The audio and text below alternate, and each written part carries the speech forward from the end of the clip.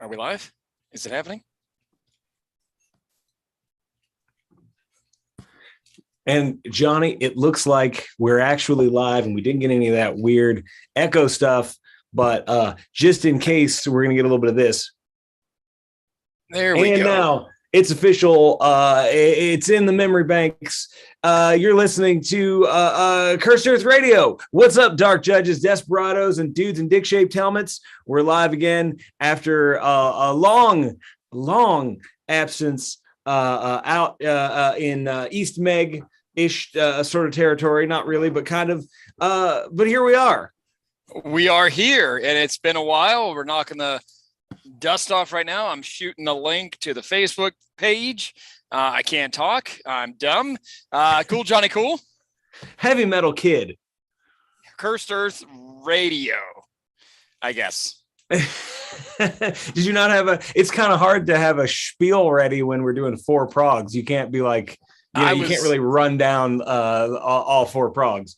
Well, I was typing and talking at the same time. It's like when I play guitar and sing, and if I stop and think about one or the other, everything hits the brakes and crashes.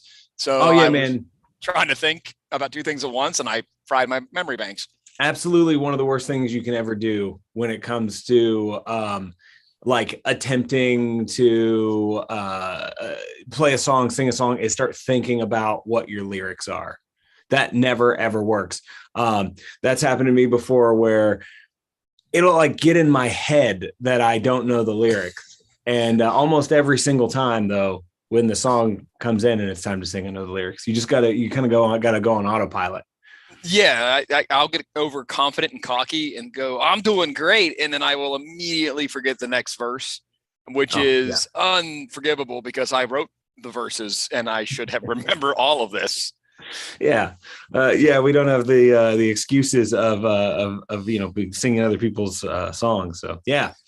So how have you been, man? I mean, at one point you did tell me you could sing all of Stryper's Honestly if I gave you the first word, and then it was the first line, and then the first verse. The problem was the first fucking word is the title of the song, so that doesn't count. Hey, honestly, the total shitty Stryper song, by the way. Well, you said, I didn't say it was a good song, but you said, I'm such a Stryper fan, I can sing any song, and I called you on your bullshit. Yeah. Well, I didn't know that you were going to choose the Poser record. That's all I'm saying. Hey, we got we trust. They have a Poser record. Yeah, sure. We got Matt, and also honestly, is on To Hell with the Devil, right?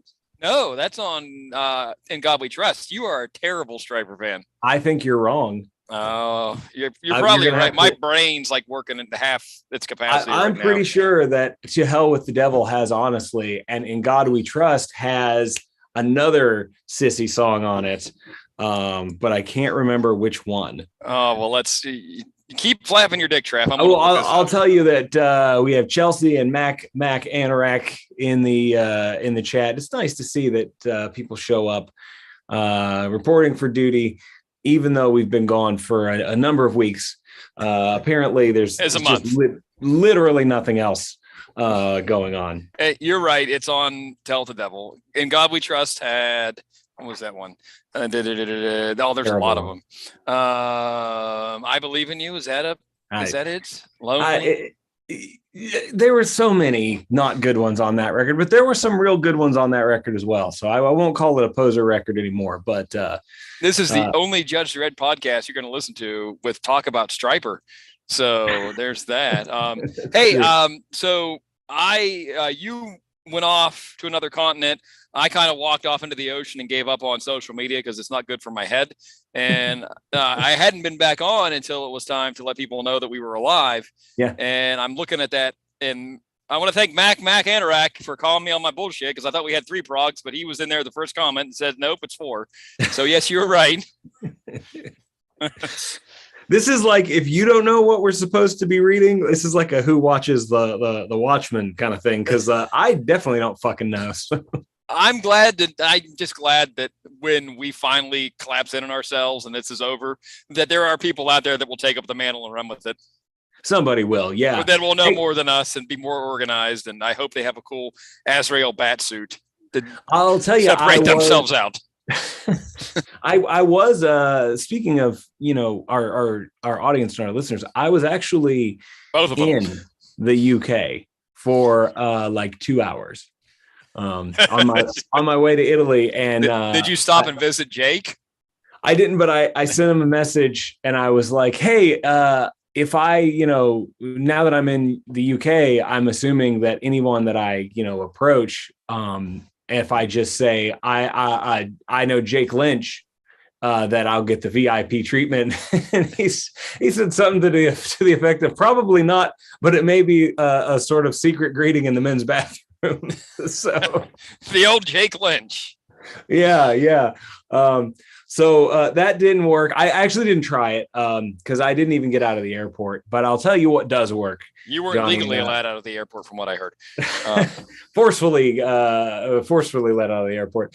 When I was in Italy, and I don't speak Italian at all. I speak one word in Italian. It's scimmia, which is monkey. And of course, yeah. But whenever someone would come up to me and try to converse with me, I would just say Dario Argento, and that would usually send people confusedly walking away. So I can survive in another country. I've proven that. Well, I just noticed that Troy sent us a wellness check message. Sorry, Troy, we are live. Thanks for checking in. Glad somebody's out there paying attention to where we're not. Yeah, that happens if you're new to the podcast. Sometimes we just kind of disappear because we have lives and shit gets in the way, but we will always boomerang back. Oh yeah. We're like that bad penny that just keeps popping back up again. And man, today we kind of left in the middle. Like when I left the PROGS, all the stories in the PROG were just starting to get interesting, and especially the Citadel. We still didn't really know what the fuck was going on. And here I come back and kind of caught up on everything. And you know what, man? Some people in the chat, when we were in here last time, we're calling for this. And I don't know if somebody knew something, read something. They probably had a whole interview with it in the Dread magazine. But I'll tell you what, some people were calling out some of the shenanigans that went down in the Citadel, and it was pretty accurate. And if it's somebody in the chat right now, you can go ahead and take your victory lap because somebody was right. Well, the SJS are in the chat now, so we need to mind our P's and Q's. Or whatever the hell the UK equivalent of that is. And Max says, for a good time, call Jake Lynch. He gives good chin. Yeah, right. He does give good chin. I mean, he draws good chin. Yeah. So where do we start, man? My thought was, let's take each story and just go, all the way with each story and catch up like that. What do you think? We're going all the way on Cursed Earth Radio, which means we're starting with the wrap up of the Citadel from PROGS 2276 to 2279. There are 4 covers. All of them were good. So there's that. Did you have a favorite cover of the last 4? I feel like it's going to be the same for both of us. Well, 2276 has a great cover because that's Fiends. Oh, hold on, my tablet's being a dick. 2277. You got Dread Stare Down on 2277. You've got weird Freudian Dread swimming in 2279. And you've got, what was 2278? This is the most, I would say 2278 is a weird Brink cover that doesn't look like a Brink cover, but I think for my money, yeah, it's Inch. For my money, I'm going with the Dread staring at Dread. I mean, we've seen stuff like that before, but for my money, it's always a win-win situation. Anytime there's a Dread situation, it's a win-win situation. You enjoy being full of Dread. Yeah, I do. Dan Cornwell did a hell of a job with these 2 Dreads, and I'd say it really wasn't exactly what I was expecting with this story, but so I guess last time we left, here we were speculating that this guy, people in the chat kept saying unreliable narrator. And this old grizzled old prisoner kept telling us that Dredd did something terrible at the Citadel, and he just You're going to have to be more specific than that. Because Dredd spends a lot. Their entire march to the Citadel is full of Dredd doing terrible, terrible things on his way to the Citadel.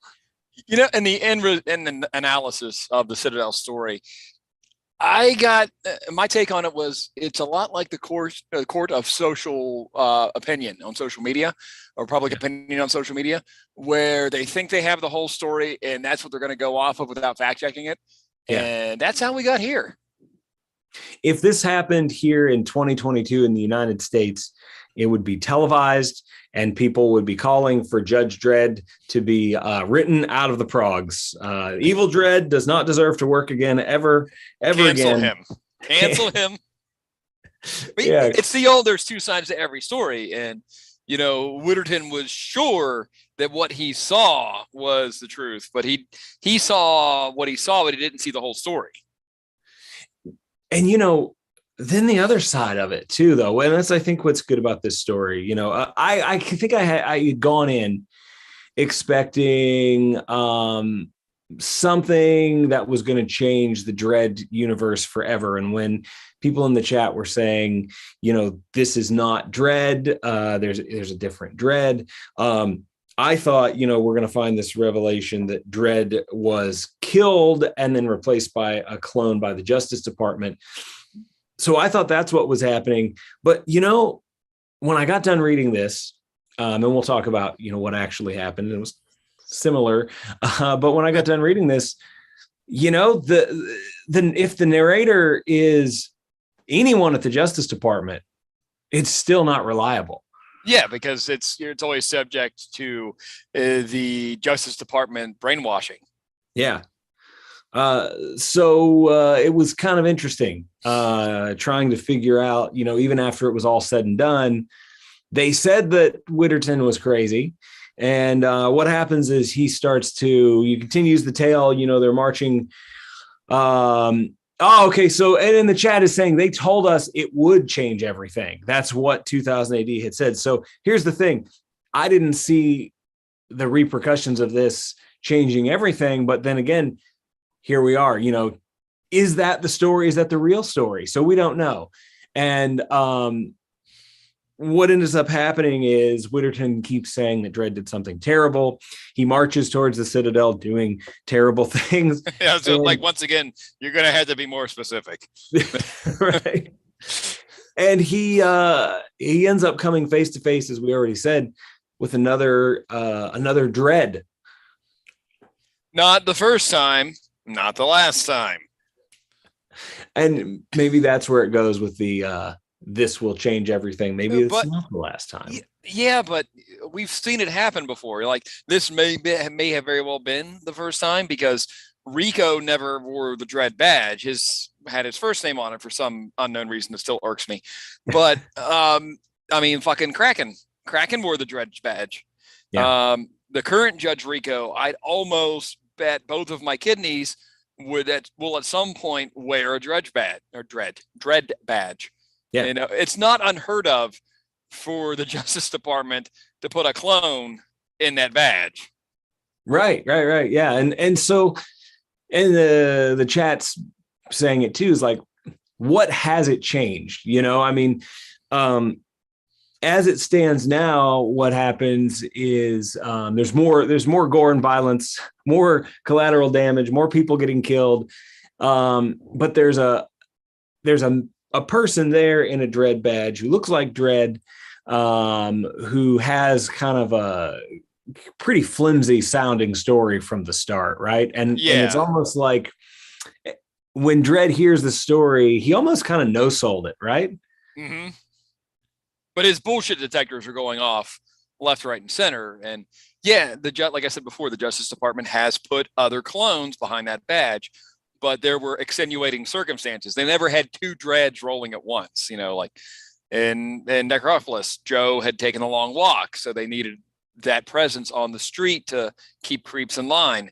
Like I said, I'm sure the current Rico will at some point occupy that badge, but they've never done it twice. And the instant when this guy shows up, I'm going, this there's some bullshit behind this. There's got to be some bullshit, because you can see him putting his helmet on as he's walking up to Dredd and this other judge that they find in the Citadel. So something right there is fucking off.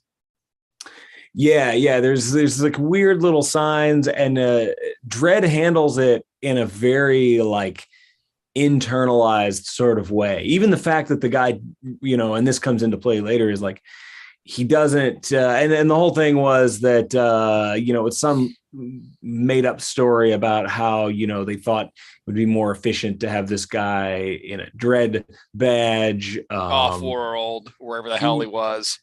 Yeah, you know, the reach of the Justice Department, you know, whatever. But then the guy doesn't take his badge off, which Dredd calls out at the very end, which was like, when you're in the presence of Dredd, it's time to take the fucking badge off. But the guy won't take his badge off. And Dredd just kind of goes along with it.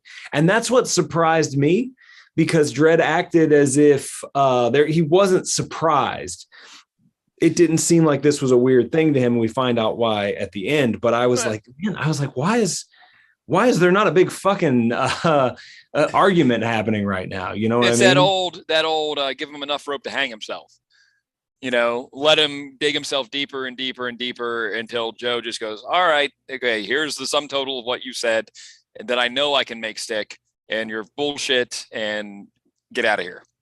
Yeah. And if you notice, fake Dredd doesn't have a lawgiver, never holds a lawgiver. Mm-hmm. Anytime you see them both in the panel, the only way you can tell them apart is that Joe has a lawgiver and fake Dredd has the Russian sidearm. And he got a nice little scar there near the end as well, which helped us to differentiate the two. But like Tomax and Zaymot. Yes, and clearly 100% influenced by G.I. Joe. I always loved those two, and I always wanted to go as Tomax or Zaymot for Halloween, but I didn't have anybody that looked anything like me. Oh, there's a costume for you and I. We look identical. You're like a foot taller than me, and you've got long hair. No one will notice. You're right. Yeah. Here's how dumb I am. I didn't realize till way later in life that Zaymot is Tomax backwards, and neither one of them are real words. They palindrome both of them.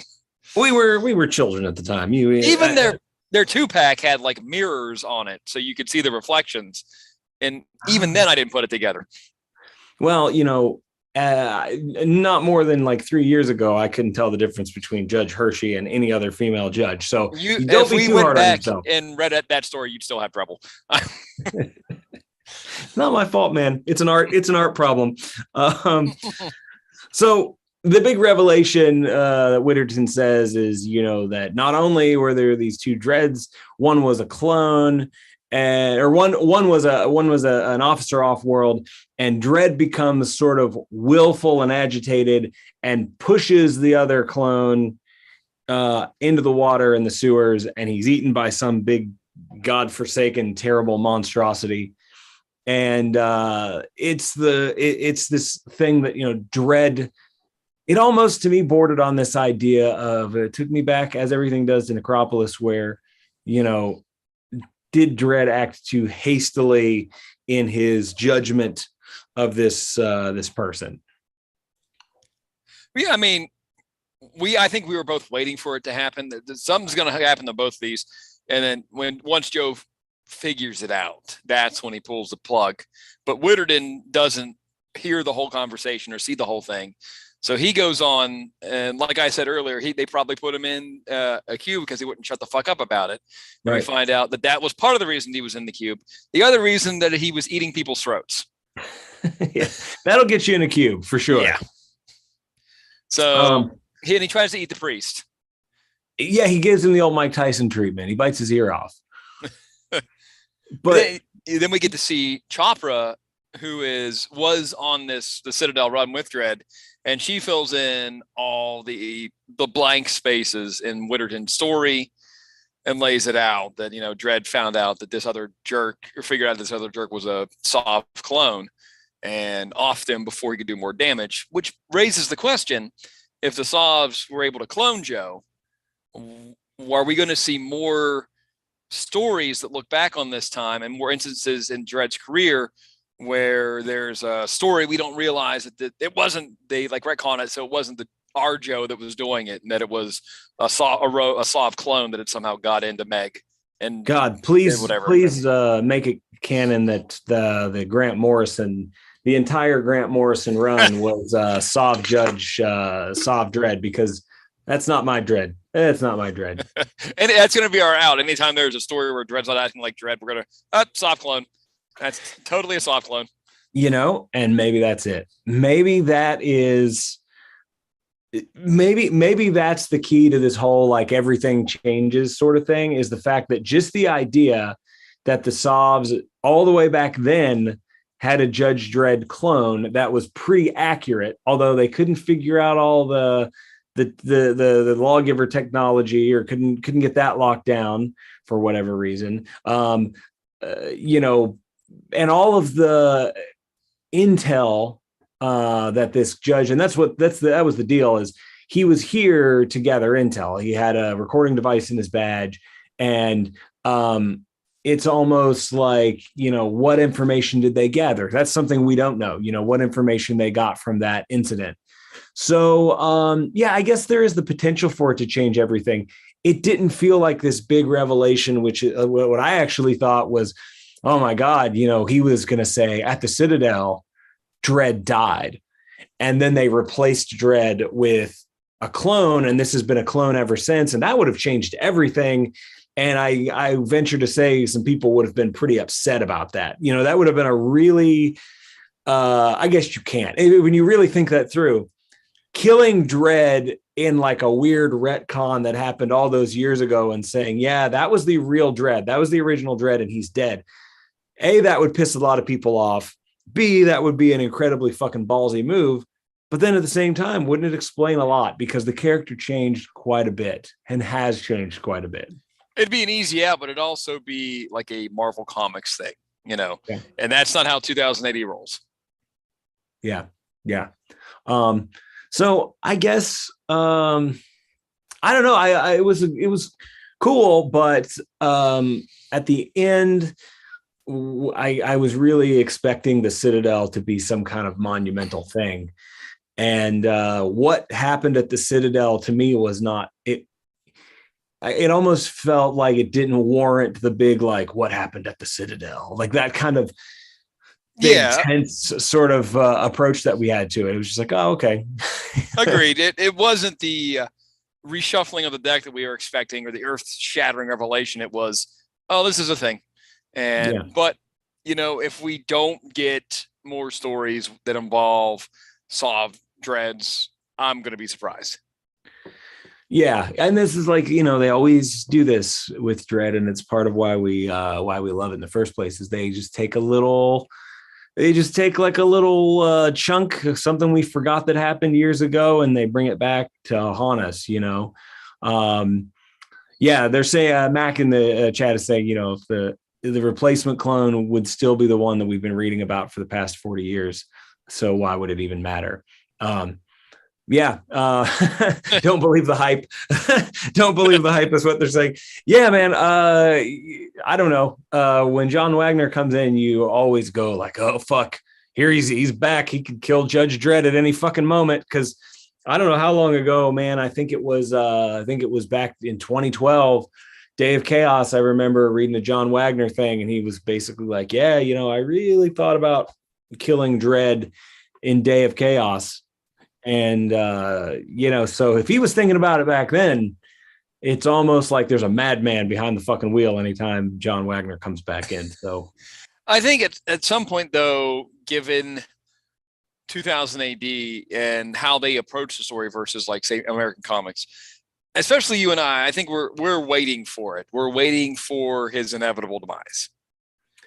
I want it to happen because for me, it's that thing that I can always, bring up when I talk to people and be like, yeah, because I always say, I'm like, man, you know, 2000 AD, they don't do this fucking reboot shit. They don't take shit back very often. And like one day Dredd's going to die, but we've got all this cloning technology. We've got all this healing technology.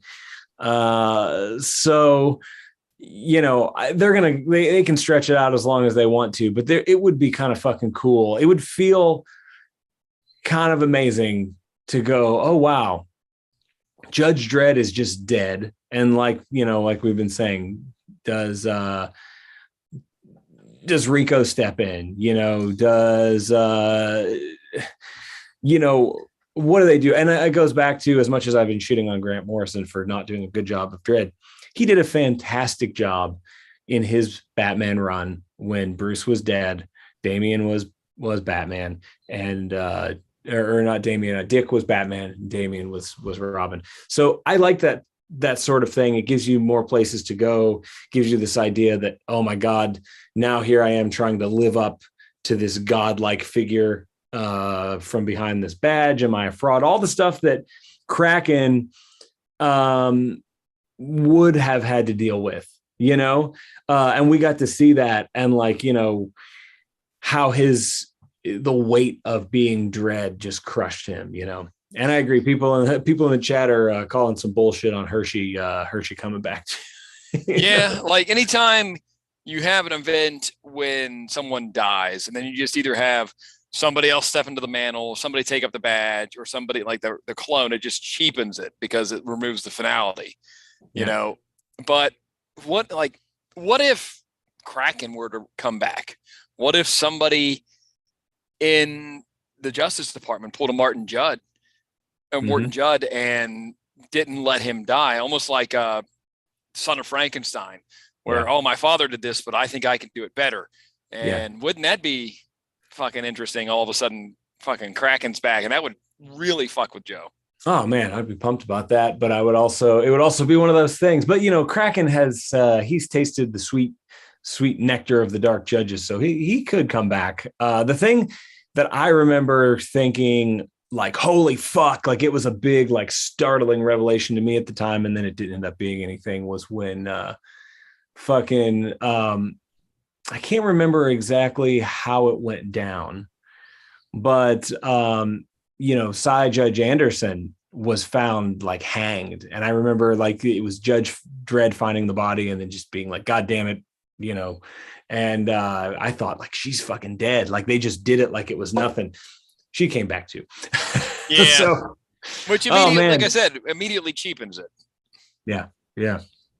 So I don't know. It was cool. I mean, the art's fantastic. There's one panel in here somewhere. I always felt like I needed more Dredd killing Sovs. Like that was just a thing that I wanted, that I didn't know I wanted till I started reading the Citadel, like how much I really enjoy like action movie Dredd, which has not really been the thing we've gotten for a while. So it was cool to see that. You can't go wrong with the art. You can't go wrong with some of the stuff we had in the prog. But yeah, okay. Where the chat has reminded you that Dredd cut her down before she died. But wouldn't that have been a hell of a way to go? Anderson just found dead, hanging, because her psyche's going to crack. It has to crack sooner or later, with all the things that she's seen. But there's a character we never talk about either, how Judge Anderson has had such a really deep character arc, because she started out as being like, hey Dredd baby, hey Dredd sweetie, what can I get you? You want sugar in your coffee? She was like that kind of weirdo. And the panel that I was talking about is in 2276. It's just like a fucking cool panel, action shot of Dredd just destroying Sov judges with some rookie judges in the background. It's just super cool, man. It was we're never going to get bad artwork in a Judge Dredd story. No, agreed. I mean, you can't be bad at what you do and get into 2080. Yeah. So where do we go next? Do we go with our buddy Hope Under Fire? No, it's not Hope Under Fire anymore. It's now Hope in the Shadow Reel. Yeah, Reel 1, Part 1.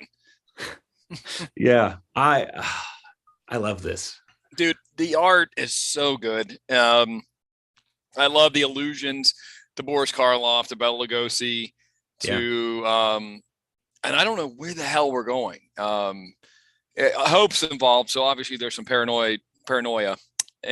paranormal bullshit going on.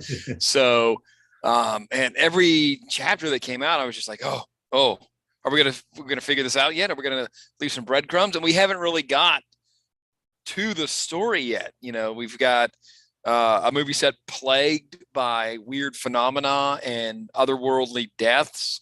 You've got analog Boris Karloff and analog Bela Lugosi. So they're just there's not enough to really talk about yet because nothing momentous is really happening. We're still just moving characters into the stage. Yeah, it was weird. It seems like it's been forever, since we read Hope, and it was one of those ones that I think took me a little bit longer to get into. And by the time we had gotten there and started to understand this entity that is connected to Hope, and all of that world, it took me an entire story to get to the last one and be like, oh wow, I guess I did like that. And it's another reason why some of these stories are worth sticking with. But immediately, I like this. I think this setup is even more attractive to me than the previous one. And the previous one was great, but I'm with you. I love this idea that it's taking place in like old school Hollywood, which already has some, in its roots in horror, like outside of like not the actual films that were made, but the weird behind the scenes, like cultishness of Hollywood, and just the weird perverted nature of some of these people that are in power there. And and some of my favorite movies, horror movies, have to do with this. There's one it was like a Masters of Horror. John Carpenter is one of the best, where it's all about this like cursed film that drove people crazy. And there's just all kinds of great places that you can go with this. So yeah, man, I like it. I want I like all the little clever little pieces, like the woman who doesn't speak, but she writes things out, but they're the little cards that she writes them on look like silent film title cards. Yeah, what is it? She hasn't said a word since talkies came in, Yeah. even with the cameras off. So she's just writing her own little title card. She's got a foul mouth, which I thought was hilarious. I'm intrigued. I'm already in because I love, and this guy, the studio head that hired Hope, knows the location of his wife, and then her ghastly paranormal form appeared over him. I'm like, oh, okay. So we're going to get some revelations on that, and because we never really figured that out, or at least you and I didn't in the last story. I'm sure everybody else who's read Hope knows, and just looking at us like we're dum-dums. But is it is it like we found a voodoo doll on this one, which is always exciting. Somebody's fucking with Hope. Somebody we've already met is involved. They don't want him there. Yeah. And my question is it going to turn out to be the Bela Lugosi guy? I feel, is he faking dumb? I don't know. They did such a good job of setting up those two characters alone. Like, because Karloff went legit and had all this prestige, and Bela got hooked on amphetamines and morphine and ended up hanging out with Ed Wood. Yeah. So I was like, oh man, Lugosi's such a tragic figure. He's the one everybody associates with Dracula. He's one of the most iconic horror monsters of all time. Sure. Yet he had the most tragic career. He never got back to that. Like that, he started there, and it was just a downward slope until they finally had him play Dracula again, and Abbott and Costello meet Frankenstein. Yeah. Yeah, he did not go out the way that somebody of his caliber should have gone out. But that's what makes Bela Lugosi intriguing. And honestly, I'd say Tim Burton has done more for Bela Lugosi than anyone else in Hollywood ever has, just by making that film Ed Wood. Because in so many ways, they played Bela Lugosi, they played that character as a very sympathetic. He wasn't really the butt of too many jokes. They got, an amazing actor to play him. So I don't know, man. I'd say his legacy of being, tarnished by hanging out with Ed Wood was then restored by the Tim Burton movie where, it was really like, yo, these people were lucky to be hanging out with this guy, this poor guy who was, victim of his own vice. But yeah, it's a cool universe. I like Hope already. And I really like the fucking entity that's connected to Hope, and I'm always waiting to see that fucking thing again. But I'm glad that we're hanging out in Hollywood, in old Hollywood. You can't go wrong with a ghastly figure in a robe wearing a gas mask. I mean, that's just that's horror 101. Yeah, it reminds me a lot of the there's a film series. It only had two entries, but it's called Reeker, and I don't know if you've seen it, Johnny, but it is Plan 9 from outer space. Someone says, sorry. Yes. What a shame that Bela Lugosi will be remembered for that. But Reeker is, the Final Destination movies. Yeah. So it's like, when I first watched Final Destination, someone had told me the premise. They're like, yeah, death. These people avoided death, so death is coming for these people. And I was like, oh, that sounds cool. But I was always bummed out that death was just incidents and events. In Reeker, death is the literal Grim Reaper. He's got the hood, but he also wears a gas mask, and he has like a hand that has interchangeable weapons, right? And then so he's a Cobra bat.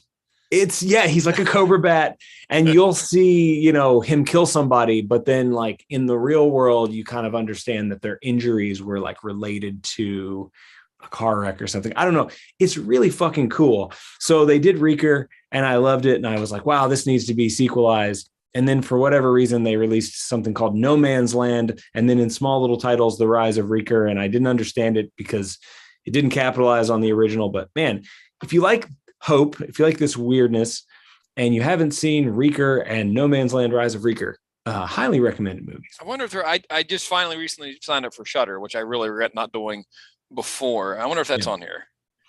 I wouldn't be surprised. Shudder's got a lot of good stuff. Is it Reeker? Yeah. It is not. It is not. It was funny, man. It was kind of made like kind of a stir in the horror scene, like indie horror. And then it just kind of disappeared, and I don't know what happened. But I'll find it. I'll tell you what. As far as in visual interpretations of the Grim Reaper, my three favorites, and one of them is not even a horror movie. It's have you ever seen The Adventures of Baron Munchausen? Yeah, yes, I have. Like, his representation or its representation of that is amazing. Yeah. Scrooged with Bill Murray. There's an amazing Grim Reaper in that.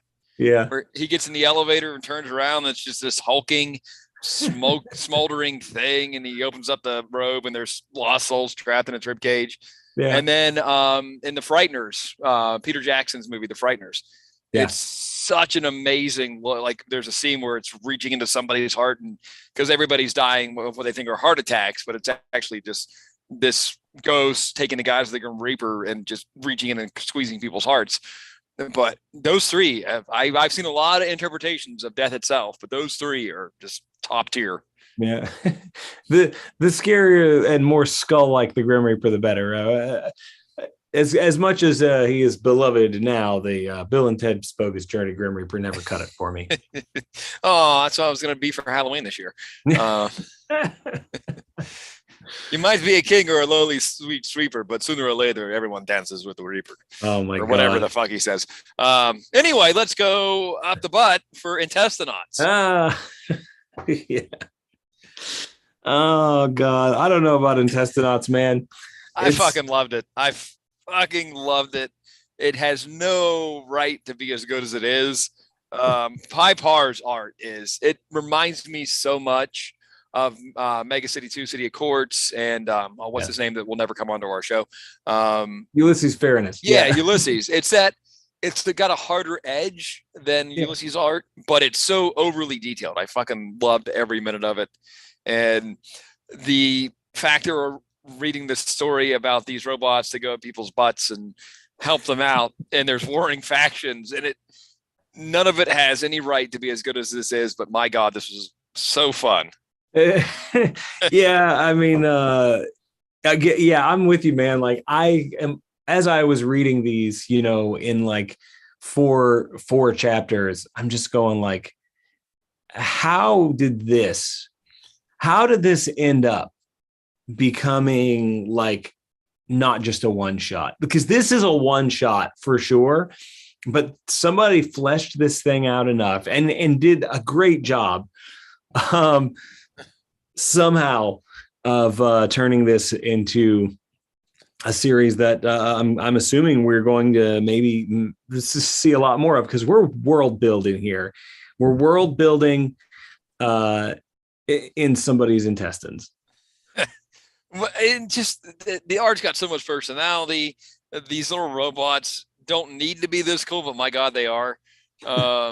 It's Delta Murder 9. That is a hell of a name. That is a hell of a name. And in any universe, in any like Judge Dredd story, in any sci-fi universe, Delta Murder 9 is a cool looking robot. Oh yeah, I like how it's built to look angry and pissed off. Yeah, but it's a little microscopic robot that goes in people's butts. It's amazing. Our heroes are shaped like this for a reason. Good news. It's a suppository. Yeah. Our heroes have an easy start tip. And I think that's the funniest thing is like, even as like good guys versus bad guys. I was listening to somebody talk about Star Trek and how sometimes, that they name the races in Star Trek based on their temperament, so they're, like the Klingon sounds very, very harsh, it's versus, the Vulcans. It's very, but here the design is like, our heroes look like they would go up your butt much more easily than anything else we've encountered.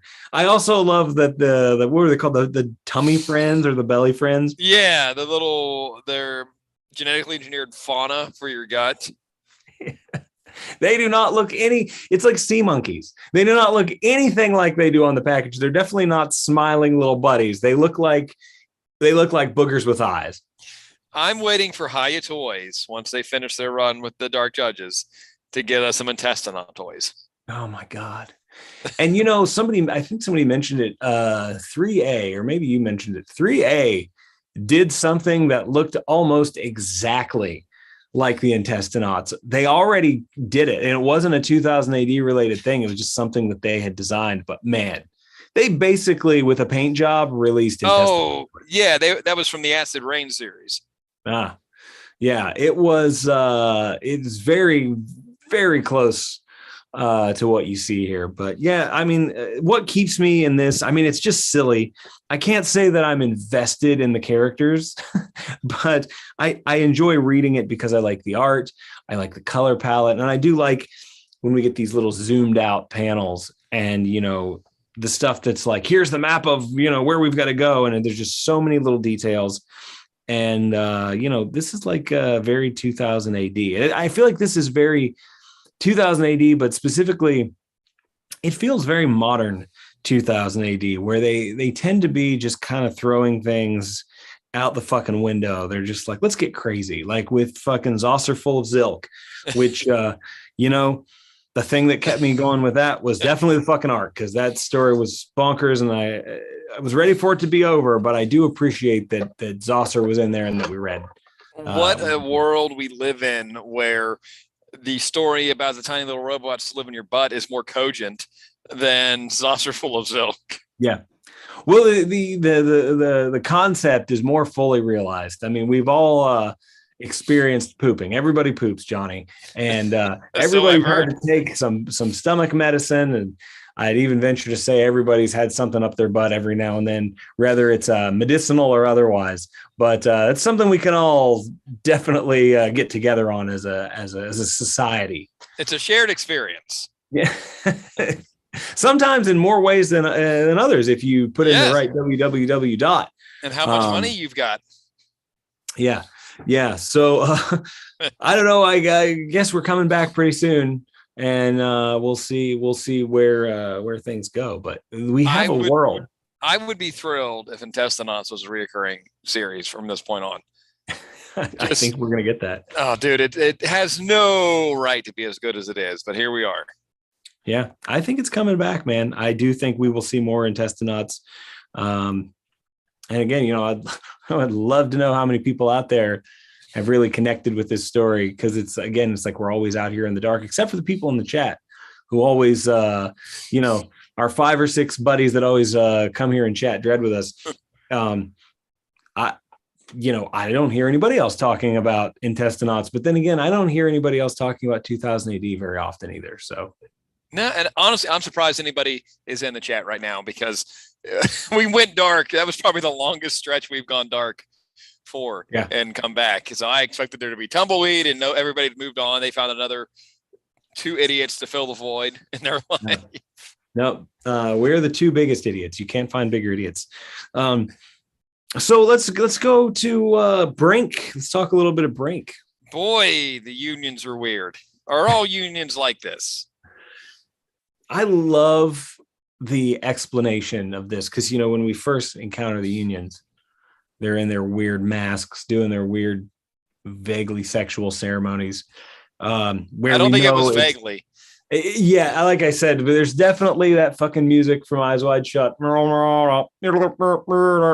going in the background. There's definitely some non-intestinaut, non-medicinal things going up people's butts somewhere. But there's like a point where they kind of explain it. And I love the explanation. Our main little weaselly reporter guy goes and he sees Nolan. His uncle's friend Bardot. His uncle's weird old friend, who for me takes him on like the most my favorite part of this whole thing is when he takes him down like underneath and he shows him around. takes him down and shows him how he don't touch people. That sounds like a Kiss song. Take me underneath. Gene, is that you? But he what he says down there is he's like, just imagine, when we were building this thing in a place where no one was supposed to build this, finding a way to breathe air in a place where you're not supposed to, and basically surviving against the odds. People will pray to gods, they will pray to demons, and they will create their own gods and demons just to have something to talk to. And he starts to deconstruct how this cult like following happened. I loved it. I thought it was super cool. He's explaining all like the union marks that people think are something else. He's like, no, that's a insulated conduit cable and cross section. And you're like, oh, okay, I get it. Yeah. Kind of demystifying it, making it less creepy, but at the same time, like there's always been this element, and I know you weren't reading back then during the first Brink, but like there's always this element. I remember one of the first things that caught me about Brink was like they were talking about the passenger manifest, and they're like, there's people on this ship that we didn't leave with, like they're not supposed to be here. We don't know where they came from. We don't know where they are, who they are. We just know that there are more people here than we thought we had. And they're not like babies, it's like it. And I remember thinking like, oh, is this going to be like a weird kind of like ghost thing? What is this going to be? And it never goes there. There's always that point in Brink where anything that seems like it's mystical gets explained. And I kind of like that, but this is another one that's very much, I don't know, I feel like I get benefit from consuming this in like 4 chunks at once, Mm-hmm. And it would make the finer details a lot easier to keep track of if we got them like that. Yeah, this one's definitely, I think Brink, I love Brink. I would love to have Brink in every prog because it's the kind of sci-fi universe that I want. I really wish I could sit down and binge watch a Netflix original series, a season of Brink. I love it that much. I just love the universe. But I feel like it's always going to be one that I think suffers at the hands of the prog format. Because like, some of these, there were like 6 pages of dialogue. And it's like, when it comes to Brink, sometimes you just gotta, it's just gotta be that way, you know? Yeah, like and Brink is really dense whenever another chapter shows up. And it's a good thing that I went back and reread all 4 of these twice yesterday, because had I just gone on and hoped that we would have been able to navigate it, I would have lost so much detail. Yeah, it's like that's another thing I struggle with, you know, from week to week, is like just keeping up on people's names, just keeping up on, like, you know, it's not that the characters aren't well fleshed out. They certainly are, but at the same time, you know, they're not these memorable, they just look like normal people, and that's the strength of Brink. In some way, Johnny, I don't know if you've ever seen True Detective, but Brink reminds me of sci-fi True Detective. I've never seen it, but I kind of get that feeling. It's very procedural. It's and I'm so glad that they have the little bubbles that identify everybody at the start of every chapter, because that's really helpful when you're only getting 6 pages per week and it's really thick dialogue. Yeah, it's definitely it's definitely one where, like, I could see why people may not fully get into it, but to me, it's like, I kind of put it up there with like some of the flagship stuff of 2000 AD.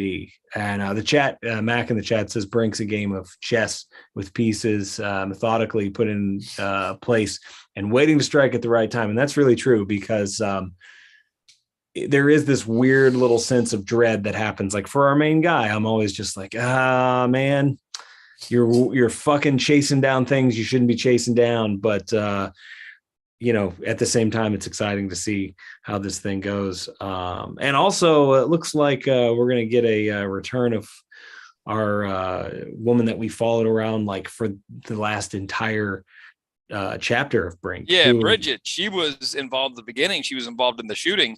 Yeah. And it's good to know that she hasn't shaved her unibrow in the interim. So she's still sticking with that look. She goes to the same school of beauty as does the lady from The Out. Sid.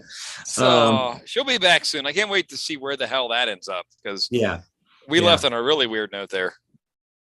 But, you know, for me, the highlight was the 2278 prog, where we just had that nice, you know, that nice dialogue about how the unions became so superstitious.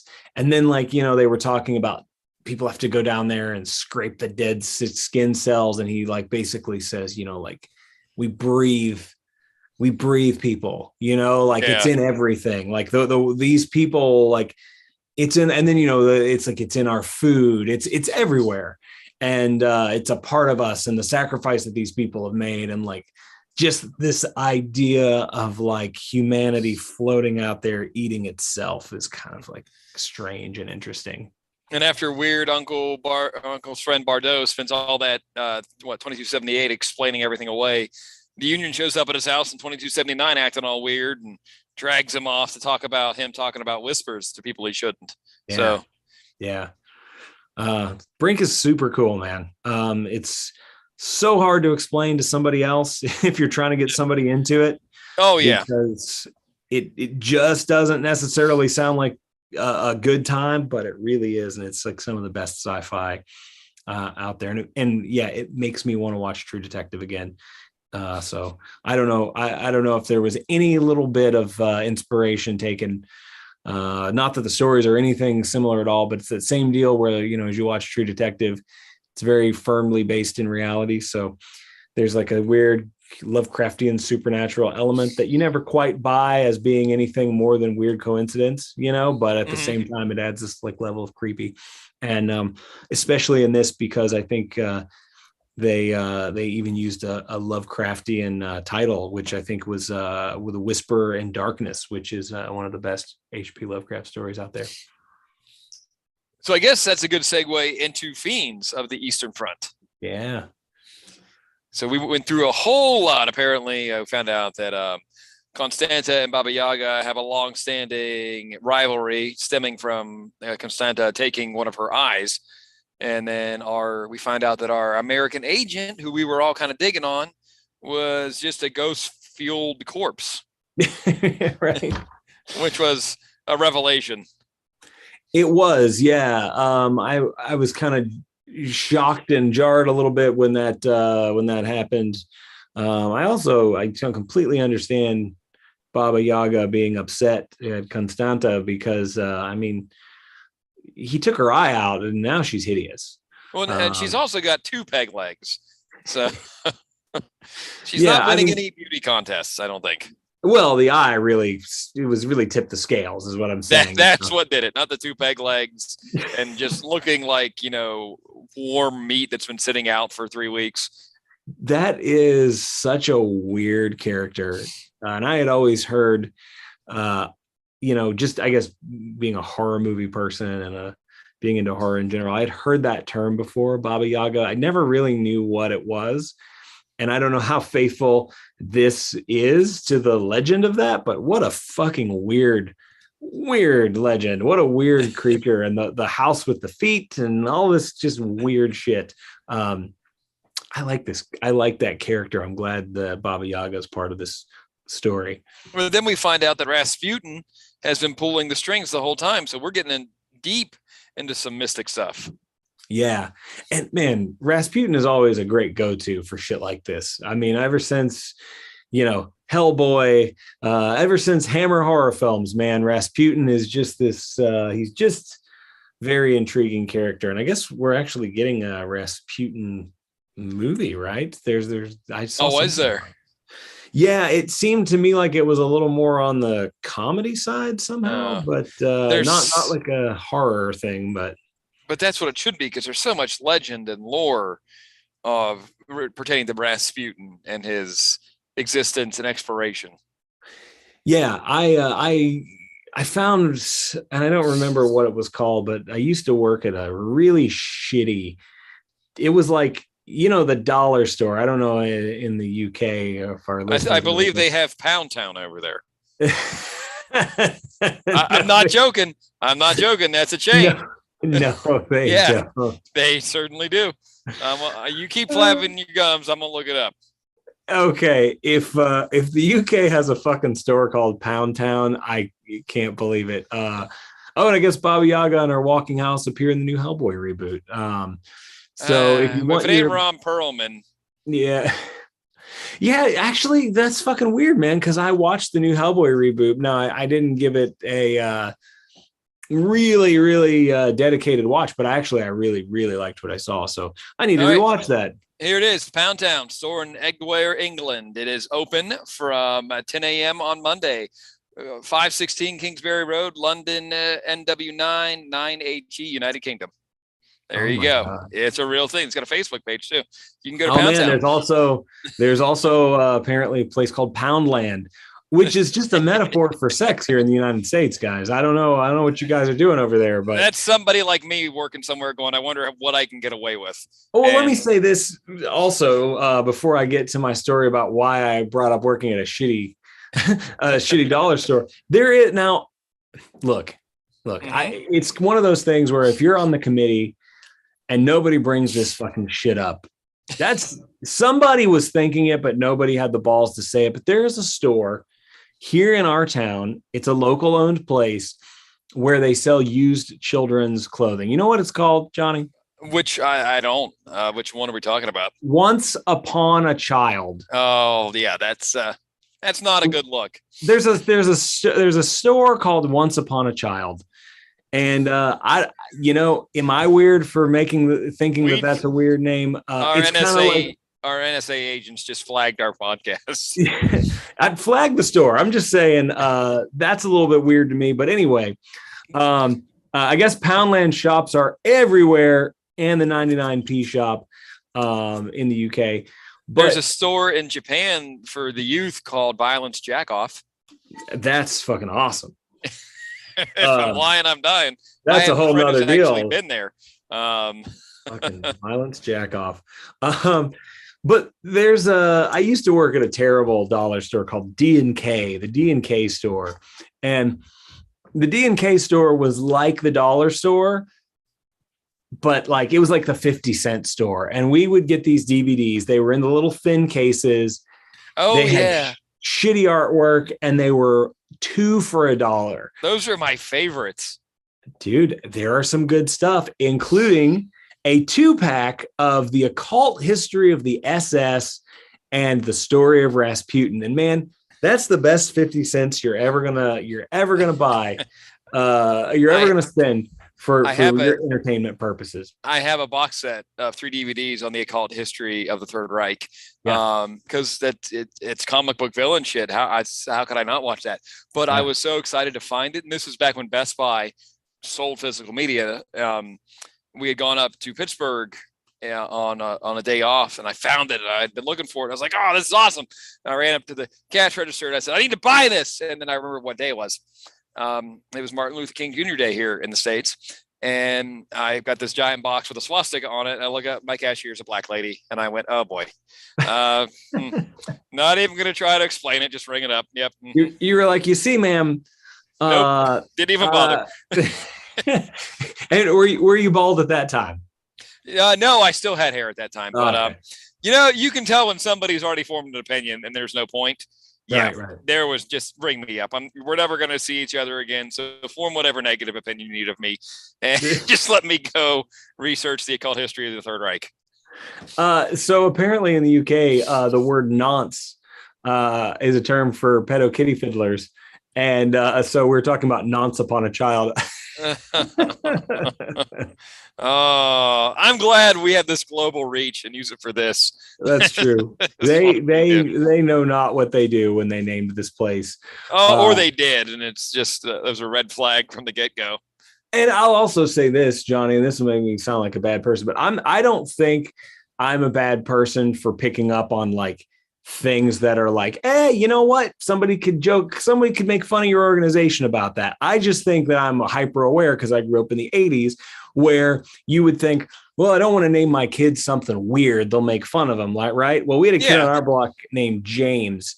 Very, very, how are you going to make fun of James? Well, there's Hanes Herway underwear. So he was James Herway underwear. So what I'm saying is, there's always kids will make fun of you for anything. People will make fun of you for anything. So you got to be ready. But there's an organization here in town that works with mentally disabled individuals. Part of my background in my degree was for rehabilitation for disability services, right? So very, very aware of like person first language and all that stuff. But I'm also very aware of the fact that people are mean and make fun of stuff.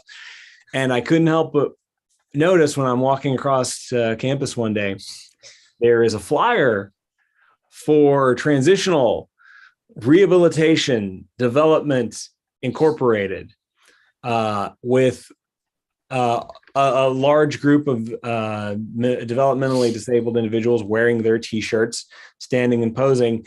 But the T-shirts were abbreviated, TRDI.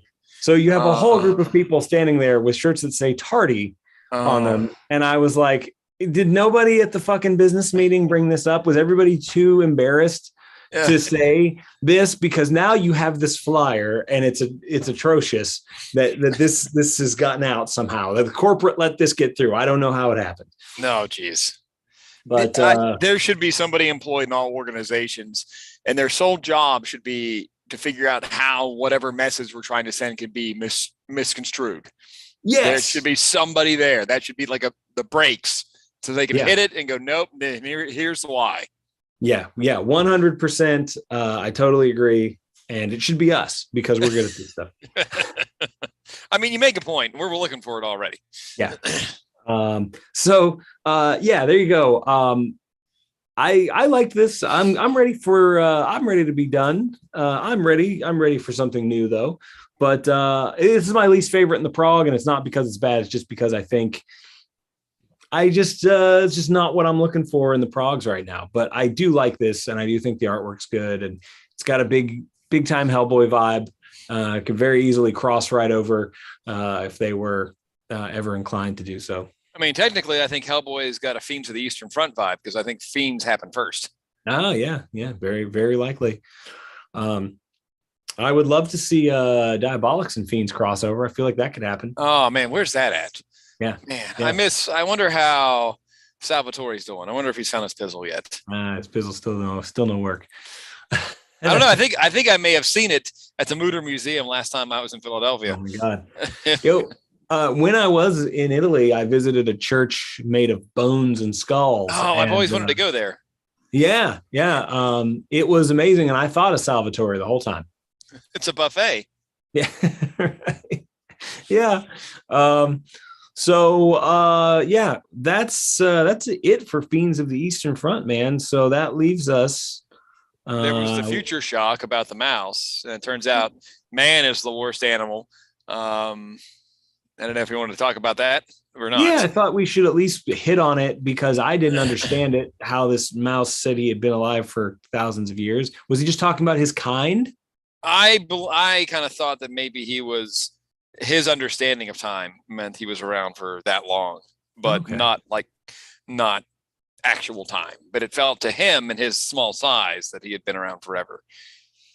Maybe. But he had forgot how he got his intellect, and it turns out he was a lab rat. Yeah. Man is the worst animal, and then the mice take over after the explosion. There we go.